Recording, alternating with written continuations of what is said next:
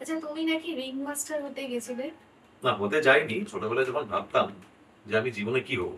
আচ্ছা। আর আমি খুব কল্পনা প্রবণ। আমি এখন খুব নিজের ফেয়ারি টেল এর দুনিয়ার মধ্যে থাকতে ভালোবাসি। বিভিন্ন মানে রকম কল্পনা সিনেমা করতাম। জগতের মধ্যে যেরকম আমরা সবসময় সিনেমা নিয়ে ভাবতে থাকি। আমি সিনেমা নিয়ে খুব একটা ভাবি না কিন্তু। মানে না, আমি বলতে চাইছি যে ধরো আমার জীবনটা তুমি সিনেমার মতো যদি এরকম একটা পেতো, মানে আমি হয়তো ভাবছি তোমারটা হচ্ছে কল্পনা। হ্যাঁ, আমার আমার কল্পনার মধ্যে কিন্তু প্রফেশনাল কল্পনাগুলো আসে না।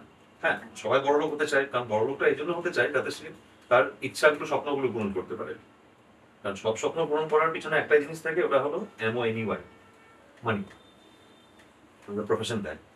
তার বাদে কিন্তু আমার ওই লাইফটা কিন্তু আমার টোটালি সিনেমা জগতের বাইরে। আমি কল্পনা করতাম যে আমি এমন একটা জায়গায় থাকবো, ফার্ম হাউস থাকবে, ঘোড়া থাকবে, নিজের শুটিং ইয়ার্ড থাকবে, ওখানে বন্দুকের কালেকশন থাকবে, ঘোড়া পুষবো, কুকুর পুষবো, এরকম ধরনের।